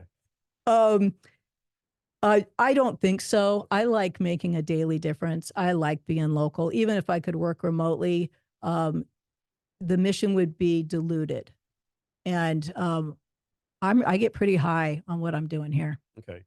And how often do you have to go to the state of Washington government and Olympia, like you have testimony to front of state senators or state representatives, or like what you do or anything like that? It's pretty rare that I have to. I would like to do more of it. So as we staff up and I can carve out more time for that, I'd love to be down there a lot when the session's moving, when it's going like right now. Do different cities in the state of Washington have different laws applying to this? I know there's a state of Washington law, but like does each city have like maybe like Seattle says you have to pay disabled people Oh, $20 an hour, or maybe you know Bremerton might say $13 an hour, or like maybe the city of, will say Bremerton says, hey, each building has to have 50% racial accessibility, right? Each city differs, like one overreaching law that covers all that stuff. it's not about people with disabilities, but there are, like, the city of Seattle has a lot of its own laws about minimum wage in certain pockets of the city, or paid time off. We have to give our employees in Seattle get more paid time off than our employees in other cities. But when it comes to the people we serve, it's pretty across the board. Okay, all right. Yeah. So how do you like make sure you keep up to date on everything you keep up to date with? As far as like being a business leader, all the tech stuff, the war changed 20,000 times, and like keep up to date, like all the different changes in laws, all that kind of stuff. Well, thank God I don't have to. I just have people that are experts in Okay. that stuff. So sometimes I'll, at a team meeting, I'll draw a brain on the whiteboard as best I can, and all the different lobes, and then I'll put their names on those lobes, because that's my brain, and they all own certain sections of it, and I just expect them to be up to date on everything and be experts. I don't want to or can know the answer to everything. But as long as they're there and they're up on it, then we're going to keep moving. And I'm pretty sure I know the answer to this, but do you ever plan on retiring, or you just plan on doing this until, Dying at my desk. yeah. Uh, They call it 10 toes up. You're gonna work until you're 10 toes up in the coffin. that could happen. It could happen. I don't know. I'm weighing it.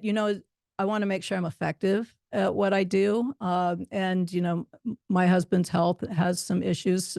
So there might be a time I look at the R word, retirement. Right now, it's not top of mind. So let's suppose it is time for you to like retire, whatever. Do you think it'd be better for the next president to be like someone internal Easterseals, or someone like complete out of the left field? Like, so you said the marketing person was like no nonprofit experience, right? So what do you think would be better? Or do you think they'd just be equally balanced? I think a balance would be perfect Okay. if you can find it, for sure. But it's it goes back to attitude. It's got to be someone who wants to do this. This is not easy. It's a lot. It's mentally exhausting, and you've got to want that. I think more than anything, more than your degrees, more than your experience, you just got to want it. So how do you do that? How do you keep a positive attitude when things go wrong? You maybe went fundraising, heard no 10 times, or you want to hire someone to tune you down, or like all these things can go wrong. How do you keep a positive attitude? I'm a glass half full kind of person. I just always know that whatever happened, even if it was bad, it was supposed to happen, and we're going to learn from it, and we're going to move on. I think every adverse every adverse event has opportunity come out of it, and I've seen it. I've seen it time and time again. So you can't tell me it's not true. So I think that's how. So you said there's a lot of counties you're not in. Is it like a county on your list? Like, I want to get this county first. I definitely want to get out in Spokane. Okay.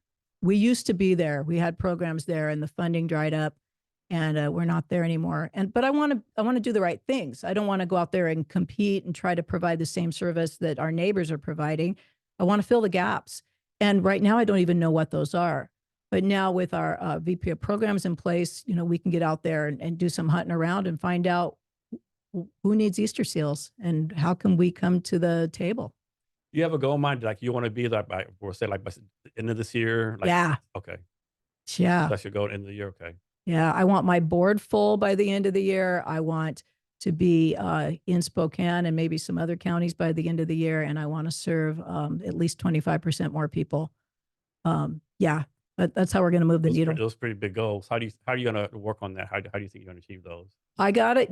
I told everybody the other day, I want you to, even if you write on the walls, I want it physically in front of you all the time.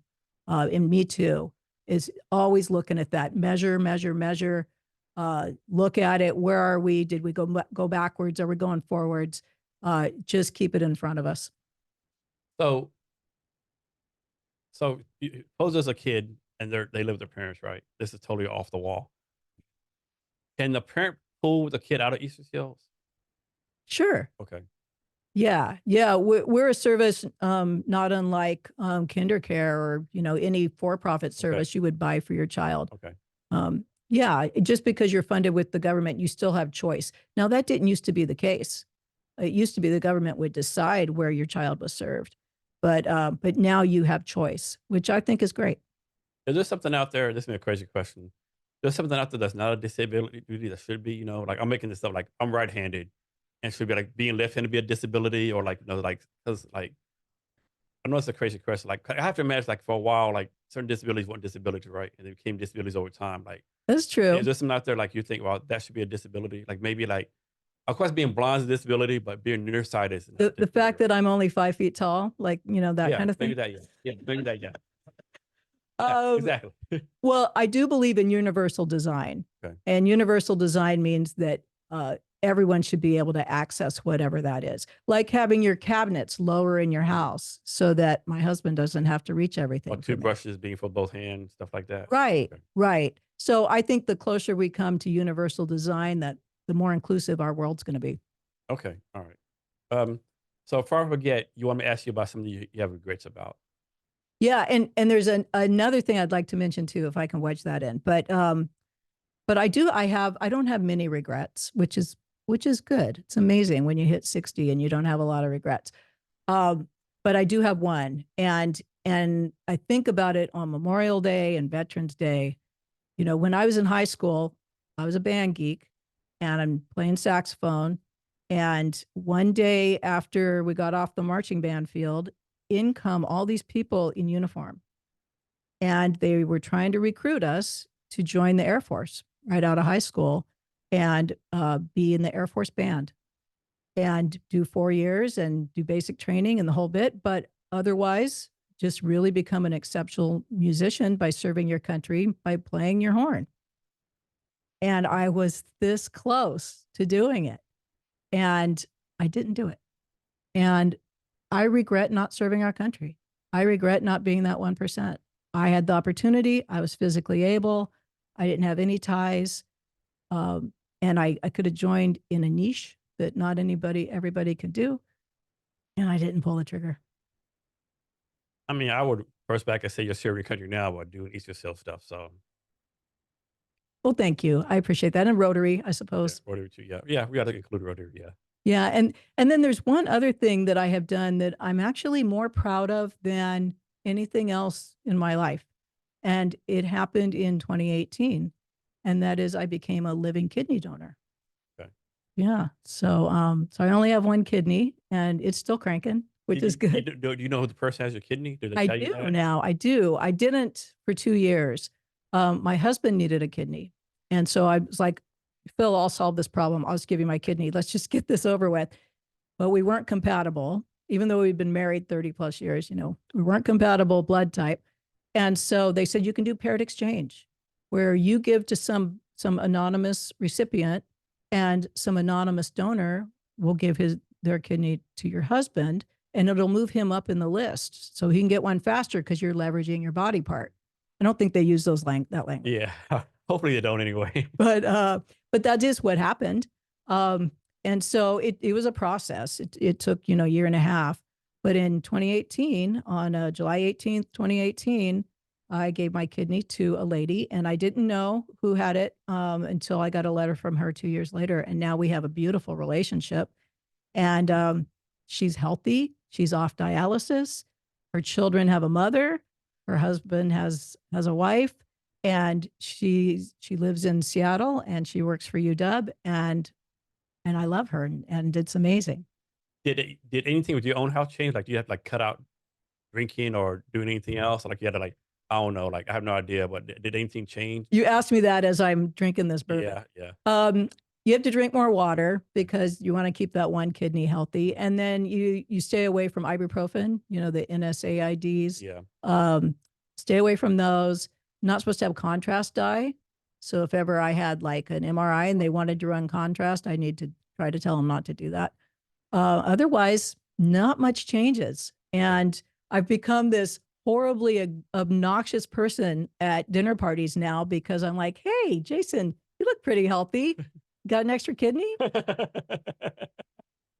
It's once you qualify, which, not everybody qualifies, but once you do, it's a pretty easy process and it's life changing. It's life changing for them. It's life changing for me. Was it like same day surgery? Yeah. Okay. Well, no, I did spend the night. I spent 2 nights in the hospital, Okay. but it was pretty simple. It's mostly arthroscopic and then one incision. And I have a really high pain tolerance. So I was like, no big deal. Did you get to see your kidney? I saw a video of them doing it. Okay. So I saw it being pulled out of there with what looked like a pair of pliers. Yeah. Pretty strange, but incredible. Incredible. Well, obviously, if you ever got kidney disease, you'd be at a big risk, right?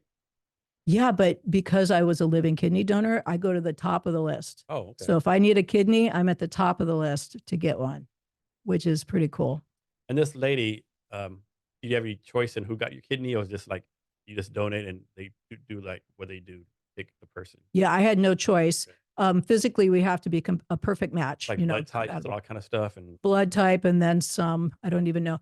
I gave over 20 vials of blood 2 or 3 times in this process, and I can't tell you how many gallons of urine I had to cart upstairs to these labs. They really make sure that this is going to work. And how long was the process from the time you volunteered to actually doing the surgery? It's about a year. That long? Yeah. Oh, wow. Yeah. Not only do they have to screen me, but they have to find the right match. Okay. And at the same time, they had to, Phil, my husband, they had to make sure he got the right match, and it had to all be timed. He got his kidney 3 weeks before I donated mine. Was this a coincidence that other ladies was in Seattle? Yeah. That's like, I was expecting maybe, like, I don't know, Denver, Colorado, St. Louis, Missouri. Well, we went out of Swedish Medical Center in Seattle, so that most people are pretty local. Phil's donor is down in San Francisco. So yeah, you don't know. And is there a fee you had to pay to do this? Like, as a donor? Yeah. No, in fact, everything's covered for me. Okay. And for life, if I have a health condition that they can track as related to donating my kidney, that's covered by my recipient's insurance. You plan on donating any other organs? Not my other kidney. My friend came up to me after and he said, it's really cool what you did, but don't do it again.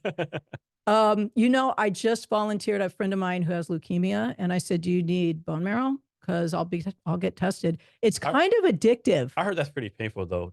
I've heard that too. I've heard that's really painful. Yeah, it wouldn't bother me. You have high pain tolerance. I do, and it's addictive. Once you help somebody in this way, and you've changed lives and saved lives, it's like, how else can I do it? Bring it. It's really addictive. In fact, when I was going through the process of being eligible, there were times where Phil's health was a problem, and they're like, well, we don't know if he can get a kidney. So if he can't get a kidney, do you want to drop out and not give yours? And I was like, absolutely not. I'm committed to this. Let's do it. You really get into it. It's funny how people's pain tolerance are different. Like, for me, example, like back then I could take a pretty good punch, right? Whatever. But if you pinch me, I can't. If you pinch me, it's like getting a knife wound, right? If you pinch me, like, what do you want me to do? Just don't pinch me no more. Note to self: I won't pinch you, Jason. It is weird how pain works. Yeah, it is weird. Yeah. So, is there anything else you want to talk about? Or anything I didn't ask you? I think that was the kidney thing was on that list for sure. But no, I think you delved pretty deep, Jason. Yeah, you got a lot out of me. Yeah. So back to Rotary Club real fast. Okay. You plan on doing that like as a lifetime membership too? You ever see yourself walking away from that? Never. It has enhanced my life so much. I can't imagine my life without Rotary. As silly as that sounds, it's true. And so, if you could break it down, like for base like 100% base percentage, right? Everything you do, like, is it like, is it Easterseals 60%, Rotary 20%, family time 20%? Like, do you have like people- first part? What is a real percentage, and what do you wish the percentage was? Oh my gosh. Um, Time wise, my work takes up most of my time, but commitment and passion, they're all pretty equal. They're all pretty equal. But time wise, my job is what it is, and it's high need. It's high need. So I'd say, gosh, it's up 70, 80%. What do I wish it was? No changes. Okay. I You're really happy with what you're doing right now. I am exhausted, but I love Being being exhausted is good though. I love being exhausted. Isn't that weird? Yeah, serving in any capacity, whether it's for a paycheck or not, makes me a better person. And it's just, I'm addicted to it. Is there something on your bucket list that you haven't done yet? I want to go to Italy. So we're trying to get a trip in to Italy. I just went to Australia last year, so check that one. Oh, this is, your fans aren't going to like this. You might lose listeners. I'm a Steelers fan. Okay. Boo. I'm a Cowboys fan. Oh yeah. So we're enemies. We're equally hated. Yeah. We're equally hated. I want to go to a Steelers game in Pittsburgh. Yes, please. I'm sure you can make that happen. I'm going to give it a shot. You just go to a Rotary Club meeting in Pittsburgh. Okay. See, now you're talking. Or now you're talking. Or meet with the Easterseals affiliate there or something like. Yeah, I can make it happen. So earlier, we're drinking bourbon. I asked you what your favorite bourbon was, but you said you're actually a Scotch person. Can you talk about some of your favorite Scotches? Oh, I like the smoky ones, the peaty ones, but I also like, your standard Glenfiddich, Glenlivet, 12-year single malt. It's got to be a single malt. I'm not a blended gal. Okay. Yeah. How long have you been a Scotch fan? Not too long, 5 years maybe. Okay. Yeah. I'm also a wine drinker. Phil and I were beer drinkers when we were dating, and we got pretty heavy, and we're like, we could save a lot of calories if we switched to wine. So we went from being, bud people to wine people, and now we like some of the nicer spirits. Yeah, I don't know if people realize how big of a wine culture there is here in the state of Washington. Oh, Washington's a great state for wine. Great state. I love, the Sonoma area down in California as well, though. Yeah. Yeah. Woodard was very nice. I don't know. I don't know how you go to Westport, Washington. Yeah. But there. Have you been to that winery there called the Westport Winery? That's on the way. Yeah, I actually got an auction gift card through there and went and had a wine tasting for 10 people. It was a hoot. To me, it's just when I first saw, like, what is the winery doing out here, right? Like, right? I know. It's like Green Acres. Yeah, totally unexpected. Like, we have to stop here, Yeah. Yeah. Pretty cool. You have a favorite wine? Like, oh, I'm a cab girl. Cab, okay. Yeah, big, meaty, red cab. Okay. Yeah. And you're the type of person that has to match your wine with a certain meal, or it's like cab go with this, like something goes with this. No. Me neither. I've gotten to where I'll almost drink cab with cereal. Okay. Yeah. I'll have to try that. Get a bottle of cab, pour in the Fruit Loops. Yeah, there you go. That would be pretty tasty. Who knows? Who knows? Yeah. So anything else you want to talk about that we didn't cover, or? I think we're pretty good. Okay. Yeah. So can you share your social media so people can reach out to you? Well, it's all on our website, and our website is easterseals.com/Washington. Okay. And then there are links to all of our social media there. But most of the handles are Easterseals WA. Okay. And talking about social media, how do you make sure like Easterseals and the Rotary Club both utilize social media channels like to kind of entice people to join your organizations, or like push, or to push, like maybe you're doing maybe the camp this year maybe has some of like film like different TikToks or YouTube videos or stuff like that, or maybe live stream a Rotary Club meeting. Like, how do you do that? Well, Easterseals is easier than Rotary because Easterseals, I have paid employees who spend time doing this. And so we've got several people that are really pushing our social media really well. Rotary's a little harder. It's an all volunteer organization. Okay. So we have some people that are savvy, but don't have enough time. Yeah. So we just do the best we can, but we could always use some help. So if people see our posts, if they could like them, share them, it'd be helpful. Okay. And so before we get out of here, can you give us any last minute wisdom or advice on anything you want to talk about? Just that my life has been so enriched through service. And I would just say, you should always seek out those opportunities to serve, and don't wait until you think you're going to have time till you retire or whatever. Seek out those opportunities now to serve, because it not only benefits the people you're serving, but you grow through the process. So I'm all about service. Cathy, thank you for your time today. Really appreciate it. It was great. Thank you, Jason. And to our listeners, thank you for your time as well. Remember to be great every day.